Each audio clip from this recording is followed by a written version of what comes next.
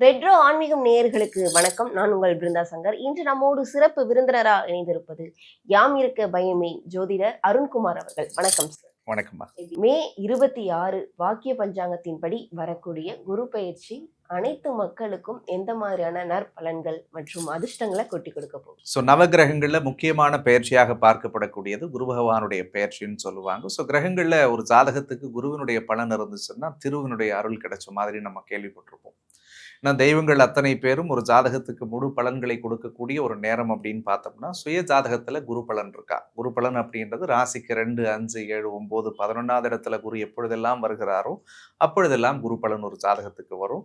அப்படி வரக்கூடிய காலகட்டத்துல கல்யாணம் பண்றதுல தொடங்கி, வீடு கட்டுறதுல தொடங்கி, சுபகாரியம் சுப நிகழ்ச்சிகள் பண்றதுல தொடங்கி, ஒரு மனிதன் வாழ்க்கைக்கு தேவையான நல்ல செயல்கள் அத்தனையும் இந்த குரு பலன் இருக்கும் பொழுது தொடங்கி செய்யலாம். இந்த குரு பெயர்ச்சிக்கு ஒரு மிகப்பெரிய விசேஷம் என்ன அப்படின்னா, கடக ராசியில குரு பகவான் கிட்டத்தட்ட 12 வருஷத்துக்கு பிறகு தன்னுடைய உச்ச வீடுன்னு சொல்லக்கூடிய சொந்த வீட்டுக்கு நிகரான ஒரு வீடு, அந்த உச்ச வீட்டுல உச்சம் அடைஞ்சு மிக அற்புதமான பலனை கொடுக்க காத்திருக்கார். கடகம் சந்திரனுக்கு அதிபதியான வீடா இருக்கிறதுனால கடகத்துல குரு உச்சம் அடையக்கூடிய காலகட்டம் குரு சந்திர யோகத்தை ஏற்படுத்துறாரு. அந்த குரு சந்திர யோகம் ஏற்பட்டு அவர் பார்க்கக்கூடிய ராசிகள் ரொம்ப அற்புதமான ராசியை பார்க்குது. அதுல முதல் ராசியா விருட்சிக ராசிக்காரர்களை பார்க்கிறாரு.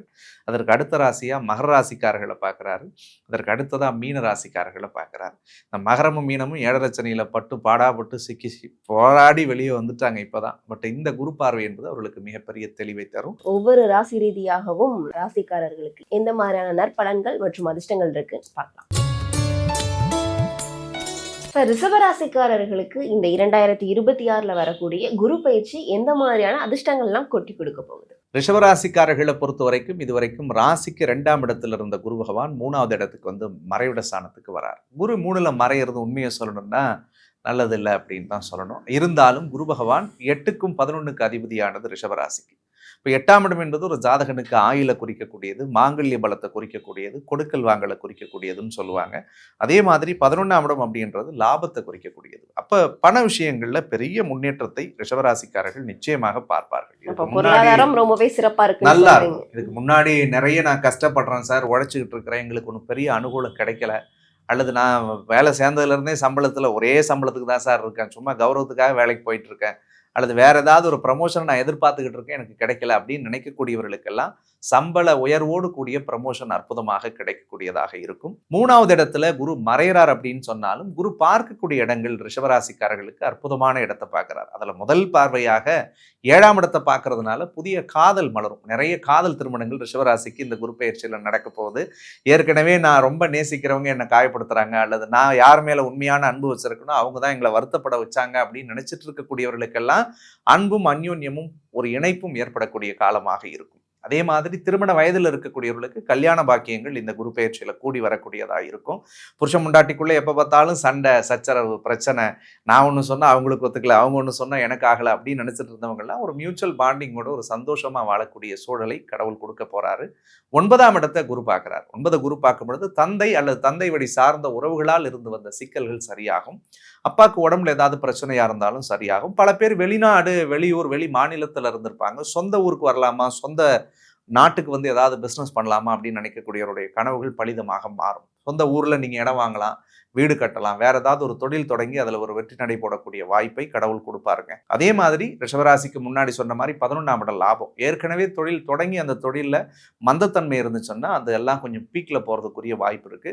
ஃபைனான்சியலி உங்களுக்கு இருந்த லேகிங்லாம் இவங்களுக்கு சரியாகும். சார் கடனாவே கொடுத்துக்கிட்டு இருக்கேன் சார், சம்பாரிச்சுக்கிட்டே இருக்கும், பத்த மாட்டுது, 10 ரூபா எடுத்துட்டு வந்தா 12 ரூபா செலவு, அடுத்த 2 ரூபாய் யார்ட்டையா வாங்கி தான் நாங்க கொடுத்துக்கிட்டு இருக்கிறோம் அப்படின்றவங்களுக்கெல்லாம் கடவுள் புண்ணியத்தில் அந்த கவலைகள் எல்லாம் மாறுபடும்.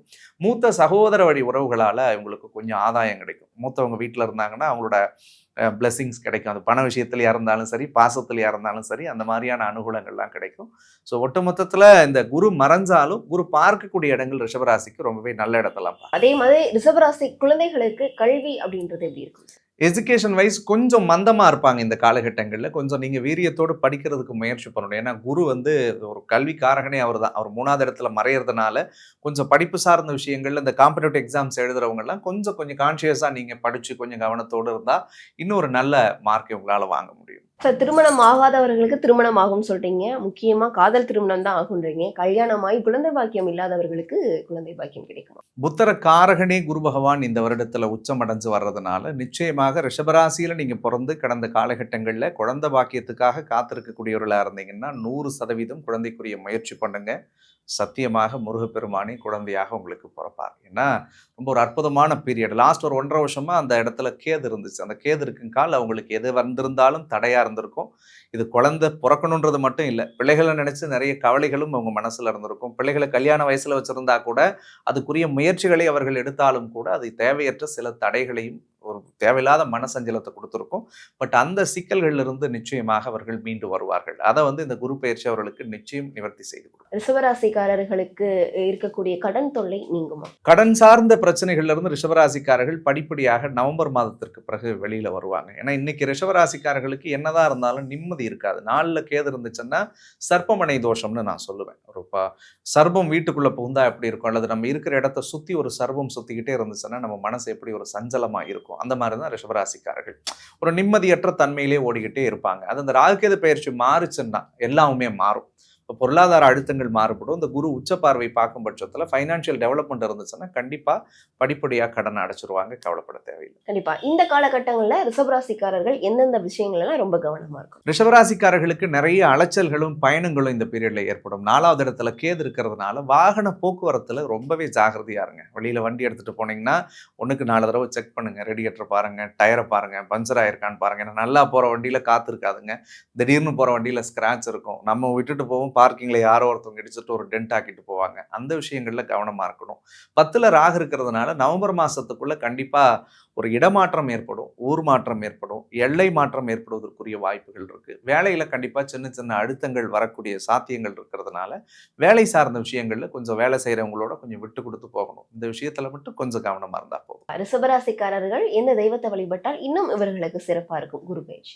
ரிஷபராசிக்காரர்களை பொறுத்த வரைக்கும் வியாழக்கிழமைக்கு பக்கத்துல இருக்கக்கூடிய சிவன் கோவில்ல இருக்கக்கூடிய தட்சிணாமூர்த்திக்கு கொண்டக்கடலை மாலை எடுத்துட்டு போங்க. ஒரு புடி கொண்டக்கடலை வாங்கிட்டு போயிட்டு உங்க கையால சாமிக்கு படைச்சி ஒரு 10 பேத்துக்கு தானமா கொடுங்க. இதை தொடர்ச்சியா ஒரு 3 வியாழக்கிழமைக்கு பண்ணிட்டு வாங்க. இந்த 3ஆம் இடத்து குருவால் ஏற்படக்கூடிய சகட தோஷம் உங்களுக்கு விலகும்.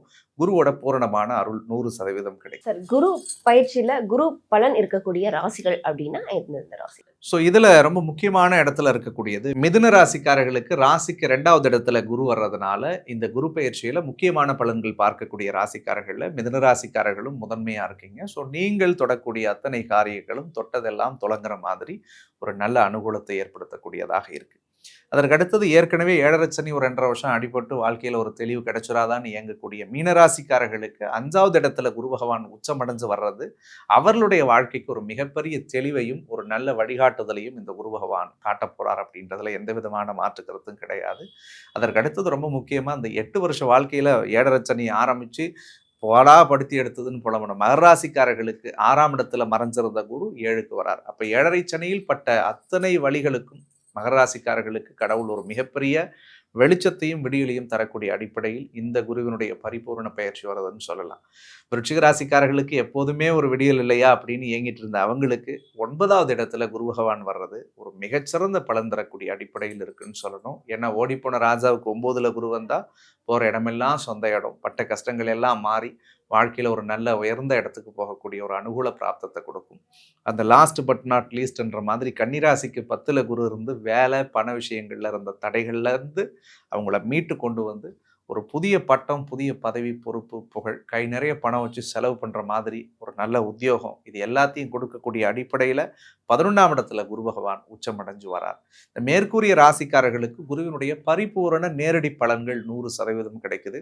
மற்ற ராசிக்காரர்கள்லாம் பயப்பட வேணாம், அப்ப எங்களுக்கெல்லாம் ஒண்ணுமே இல்லையான்லாம் நினைக்க தேவையில்லை. 12 ராசிக்காரர்களுக்கும் குரு பகவான் வந்து அமரக்கூடிய இடத்தை பொறுத்தும் அந்த குரு உங்களுடைய சுய ராசிக்கு எந்தெந்த இடத்தெல்லாம் பார்க்கிறாருன்றதை பொறுத்தும் மிகச்சிறந்த நல்ல பலன்கள் இருக்கு. அதை நீங்க கண்டிப்பா தொடர்ந்து பார்க்கலாம். கண்டிப்பா நீங்க சொன்ன எல்லா நற்பலன்களும் அனைத்து ராசிக்காரர்களுக்கும் ரொம்பவே பயனுள்ளதா இருக்கும். கண்டிப்பா தொடர்ந்து வேறொரு பதிவுல சந்திக்கலாம். நன்றி. நன்றிமா.